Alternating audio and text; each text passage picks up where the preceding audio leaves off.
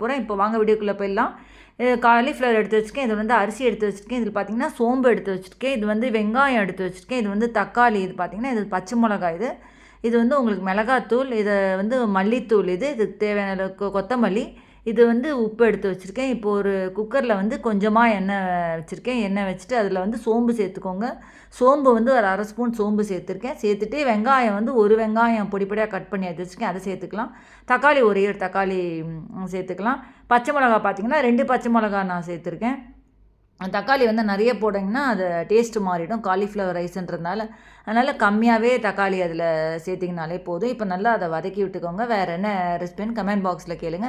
என் channel இப்போ தான் first time இப்போ கீழே சப்ஸ்கிரைப் பட்டன் இருக்கும், அதை ப்ரெஸ் பண்ணிட்டு பக்கத்தில் இருக்கிற பெல் பட்டன் ப்ரெஸ் பண்ணி நான் போடுற வீடியோ நோட்டிஃபிகேஷன்ஸாக வரும். இப்போ பார்த்தீங்கன்னா காலிஃப்ளவர் வந்து நான் பாயில் பண்ணி எடுத்து வச்சுருக்கேன். நல்லா கொதிக்கிற தண்ணியில் மஞ்சள் பொடி போட்டு பாயில் பண்ணி அதை எடுத்து வச்சுருக்கேன். இப்போ அதில் சேர்த்துடலாம்.